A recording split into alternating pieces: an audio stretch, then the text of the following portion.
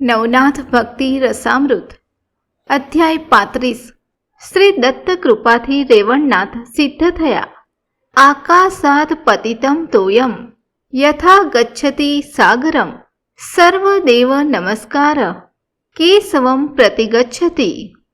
જેવી રીતે આકાશમાંથી પડેલું પાણી અંતે વહીને સાગરમાં જ ભળે છે, તેવી જ રીતે બધા દેવોને કરેલા નમસ્કાર અંતે કેશવને જ મળે છે।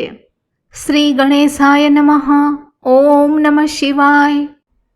સિદ્ધિનો મોહ ભલભલા મહાપુરુષને છકાવી દે છે। પછી પોતાની પાસે જે કંઈ મૂડી છે તે સાચી સિદ્ધિ છે કે બીજું કંઈ, એનો એને ખ્યાલ રહેતો નથી અને એમ જ માને છે કે જે મળ્યું છે તે આપણે માટે પૂરતું જ છે। રેવણ જેવા અંશાવતારને પણ સિદ્ધિની ભ્રમણા સતાવતી હોય છે। હાથમાં આવેલા પારસમણીનું મૂલ્ય એ કરી શકતા નથી।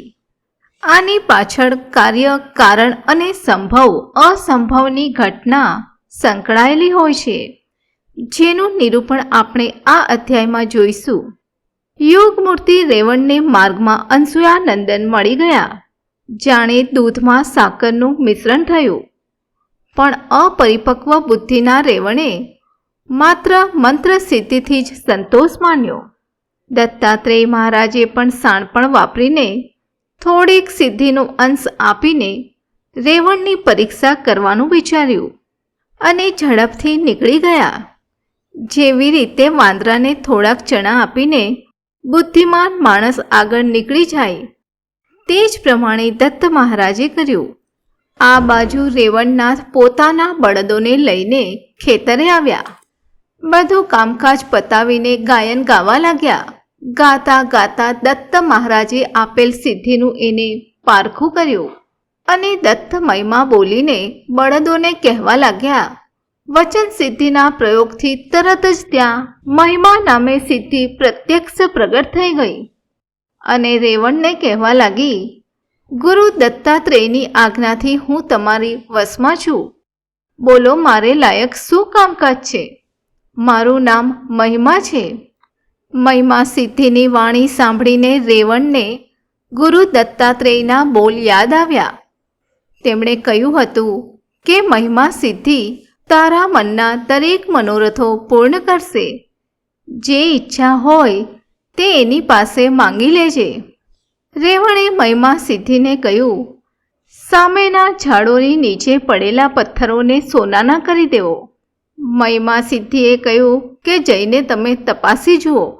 રેવણ તરત જ જોવા માટે દોડ્યા તો આશ્ચર્યચકિત થઈ ગયા। બધા જ પથ્થરો સોનાના બનીને ઝગમગી રહ્યા હતા। રેવણે મહિમા સિદ્ધિને કહ્યું, ખરેખર માવડી, તું સત્ય છે, હવે મને છોડીને જઈશ નહીં। મહિમા સિદ્ધિએ કહ્યું કે ભલે, જેવી આપની આજ્ઞા, હું ગુપ્તપણે આપની પાસે જ છું। આમ કહીને તેઓ અદૃશ્ય થઈ ગયા। મહિમા સિદ્ધિની સફળતા જોતા જ રેવણ પ્રમાદી થઈ ગયો।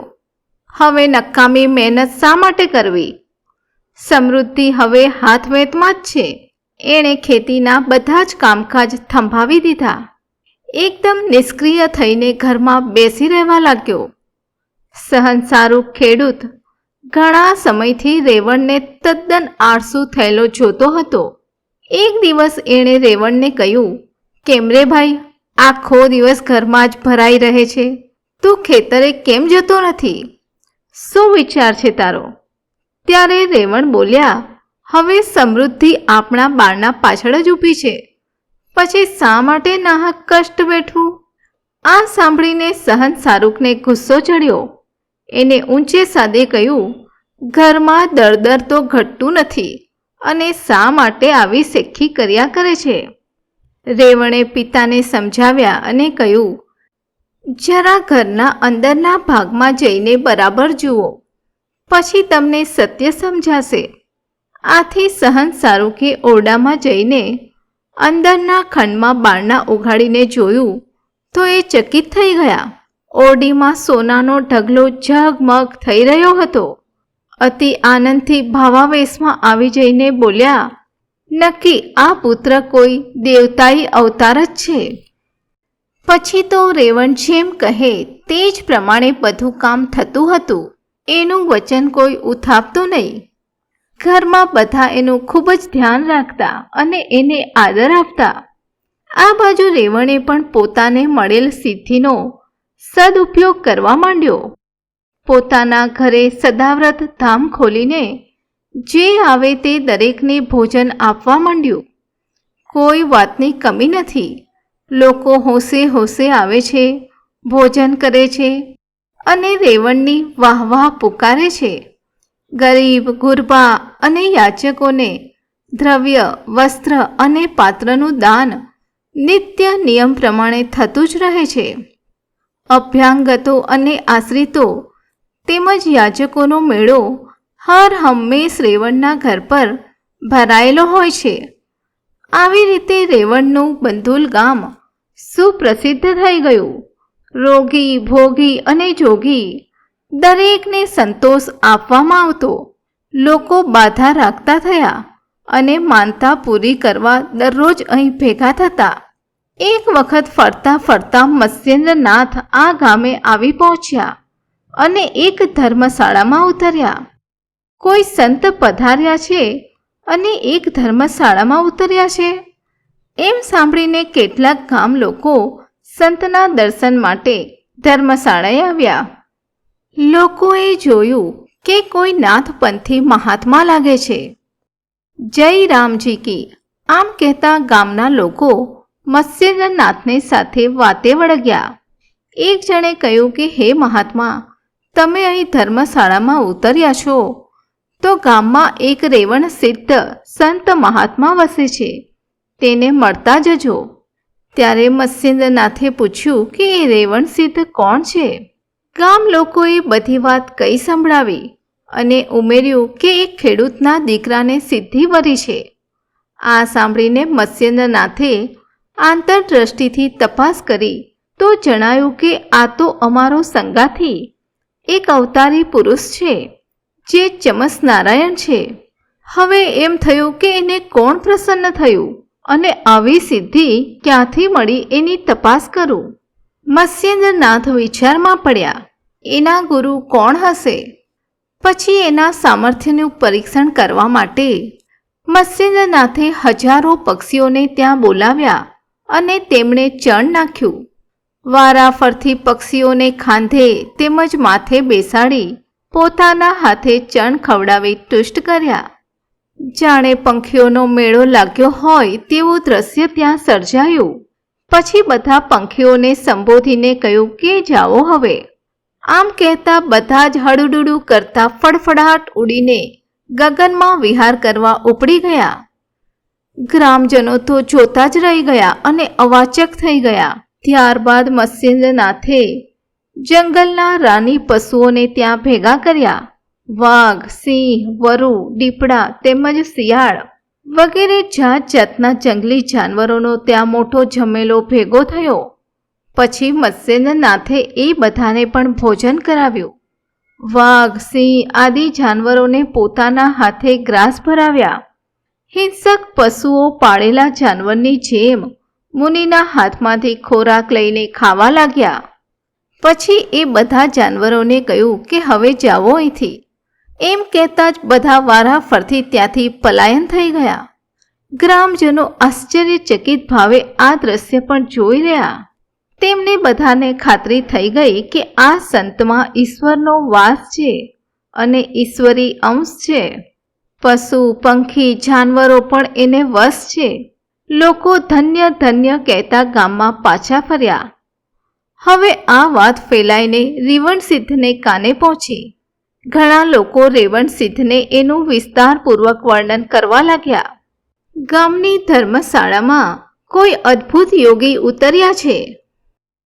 તેને પશુ, પંખી, જાનવરો બધા વશ છે. તદ્દન સહજ રીતે બધા તેની પાસે આવે છે અને તેના હાથે જ ખોરાક પણ ખાય છે. અને હવે જાઓ એમ કહેતા બધા શાંતિથી ચાલ્યા જાય છે. રેવણ સિદ્ધ સંતના દર્શન કરવા માટે ગામને પાદરે ધર્મશાળામાં આવ્યા અને જોયું કે હજારો પક્ષીઓના ટોળા આમ તેમ ટહેલી રહ્યા છે. કેટલાક મત્સ્યેન્દ્રનાથના માથા પર તો કેટલાક ખાંધે અને હાથે બેસીને કલબલાટ કરી રહ્યા છે. મુનિ એમને પોતાને હાથે ચારો ચરાવી રહ્યા છે. આ અદ્ભુત દ્રશ્ય જોઈને રેવણસિદ્ધ ચકિત થઈ ગયા. મનમાં વિચારવા લાગ્યા કે આ વનચરો કેવી રીતે ભેદભાવ છોડીને સંત પાસે આવે છે. એ સંત કોણ હશે? એણે જાણવાની તીવ્ર તાલાવેલી લાગી. તરત જ રેવણનાથ પોતાના ઘેર પાછા આવ્યા અને એકાંતમાં બેસીને દત્ત મંત્રનો પ્રયોગ કર્યો. મહિમા સિદ્ધિ તરત જ પ્રત્યક્ષ હાજર થઈ ગઈ અને પૂછવા લાગી, કહો મને શા માટે યાદ કરી? મારે લાયક કોઈ કામકાજ હોય તો ફરમાવો. ત્યારે રેવણસિદ્ધ બોલ્યા, હે કૃપા સરિતે, જેવી રીતે બધા લોકોને મેં સંતુષ્ટ કર્યા તે જ પ્રમાણે હવે પશુ પંખી અને જંગલી પ્રાણીઓને પણ સંતોષ આપું, ભોજન કરાવું, તેમજ મારી જાતે ખવડાવું, પીવડાવું અને રમાડું એવી મારી ઈચ્છા છે. તો કૃપા કરીને એ બધાને મારી પાસે અને મારા સાનિધ્યમાં ભેગા થવાની પ્રેરણા બુદ્ધિ આપો. આ સાંભળીને મહિમા સિદ્ધિએ ઉત્તર આપ્યો, હે મહારાજ, કેવળ બ્રહ્મ વેદતા મહાપુરુષ જ આવી રીતે પશુ પંખી અને વંચર પ્રાણીઓને અદ્વૈત ભાવે એકઠા કરી શકે.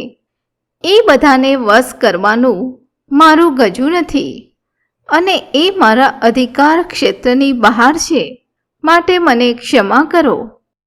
જે સ્થાવર જંગમ સર્વના હૃદયમાં લીન છે, જે પોતે અદ્વૈત ભાવને વરેલા બ્રહ્મપરાયણ છે, તેને જ પશુ પંખી અને પ્રાણીઓ વશ થઈ શકે છે. રેવણનાથ બોલ્યા, તો પછી મને બ્રહ્મવેત્તા બતાવો. મહિમા સિદ્ધિએ જવાબ આપ્યો, એ કામ તો ફક્ત ગુરુ દત્તાત્રેય જ કરી શકે. એ જ તમારા સ્વામી છે. એને શરણે જાઓ અને બ્રહ્મત્વ સંપાદન કરો. પછી પશુ પંખી શું, આખી દુનિયા તમને વશ થશે. સ્વર્ગલોક, ભૂલોક અને તપોલોકના સુરવર મુનિ મહાત્માઓ તમારી ચરણ સેવા માટે પડાપડી કરશે. મહિમા સિદ્ધિના વચનો સાંભળીને રેવણનાથને ચાનક ચડી. કોઈ પણ રીતે ગુરુ દત્તના દર્શન કરી એમની પાસેથી બ્રહ્મત્વ મેળવવું જ છે. આમ વિચારીને તરત જ જંગલમાં નીકળી પડ્યા. જ્યાં આગળ અગાઉ દત્ત મહારાજની મુલાકાત થયેલી તે જ સ્થાને ફરી પાછા આસન લગાવીને બેઠા. ચિત્તમાં દત્ત સ્મરણ અને પ્રતીક્ષા દત્ત પ્રભુની. મનમાં એકવાર ગાંઠ વાળી એટલે અન્નોદક આહાર વગેરેનો ત્યાગ કરી દીધો. દિવસે દિવસે શરીર સુકાતું ચાલ્યું અને તદ્દન લાકડા જેવું થઈ ગયું. હવે તો ફક્ત ત્યાં ઉઠીને આવતા ઝાડના પાંદડાનું જ ભક્ષણ કરવા માંડ્યું છે. મન વચન કર્મથી ફક્ત દત્તના મિલનની જ એકમાત્ર ઝંખના છે. મત્સ્યેન્દ્રનાથ મનમાં વિચારવા લાગ્યા, રેવણ દત્તાત્રેયના દર્શન માટે પ્રયત્નશીલ છે, પણ એના ગુરુ કોણ છે એની ખબર પડી નહીં. રેવણનાથની સિદ્ધિનું માપ લોકોના મુખે સાંભળ્યું. કોઈને ધન તો કોઈને અન્ન વસ્ત્ર, વળી કેટલાયની ગરીબી હટાવી દીધી. આમ લોકોની વાત સાંભળીને મત્સ્યેન્દ્રનાથને ખાતરી થઈ ગઈ કે નક્કી કોઈ તો ગુરુ મળ્યો જ હશે, નહીં તો આવી સિદ્ધિ મળે નહીં. પછી મત્સ્યેન્દ્રનાથે અષ્ટસિદ્ધિમાંથી એ કઈ સિદ્ધિ હશે તપાસ કરવા માટે મત્સ્યેન્દ્રનાથે 8 સિદ્ધિઓને ત્યાં બોલાવી અને પૂછ્યું કે રેવણ સિદ્ધ મહાત્માને તમારામાંથી કઈ સિદ્ધિએ પોતાનું દાસત્વ સોંપ્યું છે? ત્યારે મહિમા સિદ્ધિએ જવાબ આપ્યો, હે યોગેશ્વર, ગુરુ દત્તાત્રેયની આજ્ઞા પ્રમાણે હું રેવણનાથની સેવામાં લાગી છું. અત્રિ નંદને એમને મંત્ર સિદ્ધિ વરદાન આપ્યું છે. ગુરુ દત્તાત્રેયે રેવણનાથને મંત્ર સિદ્ધિ આપી છે. આ સાંભળતા જ મત્સ્યેન્દ્રનાથ ભાવોદ્વેગથી ગદગદ થઈ ગયા. તો રેવણનાથ મારા ગુરુ બંધુ છે, એના હિતમાં જ મારે કાર્ય કરવું જોઈએ. તે જ પ્રમાણે મત્સ્યેન્દ્રનાથ રેવણનાથની મદદે આવ્યા. મત્સ્યેન્દ્રનાથ તત્કાળ ગિરનાર પર્વતમાં ગુરુ દત્તાત્રેયના ધામમાં આવ્યા અને ગુરુચરણમાં વંદન કરીને રેવણ સિદ્ધની હકીકત વિસ્તારથી સંભળાવી અને કહ્યું, હે અનાથના નાથ, હે દયાળુ ગુરુદેવ, અવતારી અંશ ચમસ નારાયણ તમારે માટે કઠોર સાધના કરી રહ્યા છે.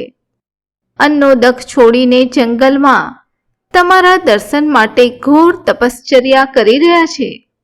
તમે તેને એક જ સિદ્ધિનો મંત્ર આપી ભ્રમણામાં નાખ્યા હતા અને જ્યાં તમે અગાઉ મળેલા તે જ જગાએ રઢ લગાવીને બેઠા છે. હવે તો તદ્દન હાડ પિંજર જ રહ્યું છે. તો હે ગુરુદેવ, એના પર કૃપા કરો અને એનો ઉદ્ધાર કરો. એ તમારું જ બાળક છે અને તમારો જ અંશ અવતાર છે. એને બ્રહ્મત્વ પ્રદાન કરી પૂર્ણ સિદ્ધિ અર્પો. પરમ કૃપાળુ ગુરુ દત્તાત્રેયે મત્સ્યેન્દ્રનાથની વાત સાંભળી પછી વ્યાણાસ્ત્રના પ્રતાપે તરત જ જ્યાં રેવણનાથ બેઠા હતા તે સ્થાને આવી પહોંચ્યા. અતિ વાત્સલ્યથી રેવણનાથને માથે હાથ ફેરવી એને ઊભા કર્યા અને છાતી સાથે ચાપી ગાઢ આલિંગન આપ્યું. રેવણનાથે ગદગદ કંઠે ગુરુદેવના ચરણોમાં માથું ઢાળી દીધું અને કહ્યું કે મને મારી પરમ માવલી આજે મળી ગઈ છે. ગુરુ દત્તાત્રેયે પછી રેવણનાથના કાનમાં મંત્ર ફૂંકીને તેને અનુગ્રહ આપ્યો. રેવણનાથના અજ્ઞાનના પડળો ખુલી ગયા અને તેને દિવ્ય જ્ઞાન પ્રાપ્ત થયું. પછી ગુરુ દત્તાત્રેય રેવણનાથને પોતાની સાથે ગિરનાર પર્વત પર લઈ આવ્યા. ત્યાં તેને 14 પ્રકારની વિદ્યા અને 64 પ્રકારની કળાઓ શીખવી. સર્વ પ્રકારની અસ્ત્ર શસ્ત્ર નિપુણતા અર્પણ કરી અને અંતે બ્રહ્મજ્ઞાન આપીને પોતાના ચરણોમાં સ્થિર પદ આપ્યું. મત્સ્યેન્દ્રનાથની જેમ રેવણનાથ પણ અદ્વૈત માર્ગમાં મહાયોગી બન્યા. દીક્ષા આપ્યા પછી ગુરુ દત્તાત્રેયે રેવણને મત્સ્યેન્દ્રનાથ પાસે મોકલ્યા. ત્યારબાદ મત્સ્યેન્દ્ર અને રેવણ બંને નાથો માર્તંડગીરી પર નાગા અશ્વત્થ ધામમાં આવ્યા. ત્યાં સાબરી મંત્ર કવિત્વ વિદ્યા રેવણનાથે પ્રાપ્ત કરી. પછી બંને પાછા ગિરનાર આવ્યા. ગુરુ દત્તાત્રેયે પોતાના વરદ હસ્તે રેવણનાથમાં દેવત્વ પ્રદાન કર્યું. રેવણનાથ સિદ્ધ સંત બન્યા. પછી દત્તાત્રેયની આજ્ઞા લઈને રેવણનાથ તીર્થાટને નીકળી પડ્યા. ફરતા ફરતા માણેક દેશના વીંઢે ગામમાં આવી પહોંચ્યા. ત્યાં સરસ્વતી ચંદ્ર નામે એક સાત્વિક બ્રાહ્મણ રહેતો હતો. તેની પત્નીનું નામ હતું જાહ્નવી. બંને પતિ પત્ની સદાચારી અને સંસ્કારી હતા. પણ એક જ દુઃખ તેમના ચિત્તને કોરી ખાતું હતું. એ દંપતીને ત્યાં જે પુત્ર જન્મતો તે 10 જ દિવસમાં મૃત્યુ પામતો. આ રીતે 6 પુત્રો અકાળે અવસાન પામ્યા હતા. હવે 7મો નવજાત પુત્ર 12 દિવસનો થયો હતો. દર વખતની જેમ 10 દિવસ સારી રીતે પસાર થઈ ગયા. 12 દિવસ થયા એટલે બ્રાહ્મણને આશા બંધાઈ. તેને પત્નીને કહ્યું, હે પ્રિયે, હવે પુત્ર માટે ખરાબ સમય પૂરો થયો છે. પ્રભુની કૃપાથી આ પુત્ર તો બચી જ જશે એવો મને વિશ્વાસ છે. એટલે હવે આપણે એનો જન્મોત્સવ ઉજવીએ. પત્નીએ પણ આનંદથી હા પાડી. ખૂબ જ પ્રેમપૂર્વક બાળકનો જન્મોત્સવ ઉજવવામાં આવ્યો. બ્રાહ્મણો, યાચકો અને ગ્રામજનોને ભોજન આદિથી તૃપ્ત કરવામાં આવ્યા. એ જ વખતે અલખ નિરંજન આમ કહીને બારણામાં રેવણનાથ આવીને ઊભા રહ્યા. બ્રાહ્મણ દંપતીએ અતિ ભક્તિભાવપૂર્વક અભ્યાગત સંતને પ્રણામ કરી તેમને ઘરમાં આસને પધરાવ્યા. પછી ષોડશોપચારે પૂજન અર્ચન કરી સંતને પ્રેમથી ઉત્તમ ભોજન પીરસીને જમાડ્યા. રેવણનાથ અતિ સંતોષ પામ્યા.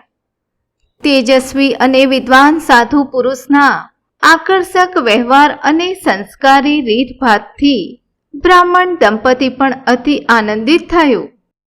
તેમણે સંત રેવણનાથને ખૂબ આગ્રહ કરીને રાત રોકાઈ જવા માટે વિનંતી કરી. રાત્રે બ્રાહ્મણે સંતની સેવા ચાકરી કરી, પગ દબાવ્યા. રેવણનાથ નિંદ્રાધીન થયા. ધીરે ધીરે રાત્રિ સરવા લાગી.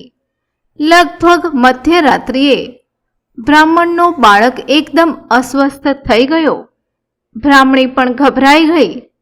તેણે પતિને હાંક મારી. બ્રાહ્મણે કહ્યું કે બોલ નહીં, સંતની નિંદ્રામાં ખલેલ પડશે, માટે બાળકને ધીરજથી સંભાળ. આ વેળા હું નાથની સેવામાં પ્રવૃત્ત છું. બ્રાહ્મણ રેવણનાથના પગ દાબતો રહ્યો. આ બાજુએ ક્રૂર કાળે બાળકનો પ્રાણ હરી લીધો. જાનવીના દુઃખનો પાર રહ્યો નહીં. છતાં સેવા પરાયણ સતી સંત ઉઠી જશે એ બીકે ચૂપ જ રહી. સવારે રેવણનાથ બ્રહ્મ મુહૂર્તે ઉઠ્યા. ઘરની અંદરથી આવતા ધીમા રુદનના અવાજે એમનું ધ્યાન ખેંચ્યું. બ્રાહ્મણને પૂછતા ખબર પડી કે મધ્યરાત્રિએ બાળકનું અવસાન થઈ ગયું છે. ક્રૂર કાળે અકાળે બાળકને છીનવી લીધો છે. એ જાણ થતાં જ રેવણનાથ એકદમ કોપિત થઈ ગયા. અરે, મારી હાજરીમાં યમરાજની શું મજાલ છે કે આવી રીતે ગુપચૂપ બાળકના પ્રાણ હરી જાય? બ્રાહ્મણે કહ્યું કે મહારાજ, આવી રીતે અગાઉ મારા 6 પુત્રો પણ યમરાજે ઝૂંટવી લીધા છે, જેવું અમારું પ્રારબ્ધ. રેવણનાથ બોલ્યા કે અરે, એની શું તાકાત છે, તું ધીરજ રાખ. 3 જ દિવસમાં તારા 7 પુત્રો હું લાવી આપું છું. ત્યાં સુધી બાળકના આ શબને તું સંભાળી રાખજે. પછી શબ પર ભસ્મ સિંચન કરીને રેવણનાથ તે જ ઘડીએ યમલોક જવા ઉપડ્યા. ત્યાં જઈને અતિ ઉગ્રતાથી યમદેવને પૂછ્યું, મારી હાજરી હોવા છતાં સરસ્વતી નામે બ્રાહ્મણના ઘરમાંથી શા માટે એનો પુત્ર ઉઠાવી લાવ્યા? હવે લાવ, એના 7 પુત્રોને અહીં હાજર કર. એમને લીધા સિવાય હું અહીંથી ખસનાર નથી, નહીં તો તારો વિનાશ કરીશ, બાળીને ભસ્મ કરી દઈશ. યમદેવ ધ્રુજતા ધ્રુજતા બોલ્યા, હે મુનિવર, મારા પર શા માટે કોપિત થાઓ છો? સૃષ્ટિના સંહાર કરતા ભગવાન શંકર છે, જે કૈલાસમાં બિરાજે છે. પ્રાણ હરવાનું કામ મારું ખરું, પણ પ્રાણ આપવાનું કામ મારું નથી. મહારાજ, તમે તો સર્વજ્ઞ છો, પછી મને શું કામ દંડો છો? મેં તો માત્ર મારી ફરજ બજાવી છે. ત્યારે રેવણનાથ શાંત થયા. એણે કહ્યું કે તારી વાત સત્ય છે. હું કૈલાસમાં જઈને શિવજીને પૂછું છું. 7 પુત્રો હું જરૂર લાવીશ જ. આમ કહીને રેવણનાથ કૈલાસ જવા ઉપડ્યા અને વ્યાનાસ્ત્રના પ્રતાપે તરત જ કૈલાસમાં શિવજી પાસે પહોંચ્યા. ઇતિ શ્રી નવનાથ ભક્તિ રસામૃત અધ્યાય 35મો સમાપ્ત.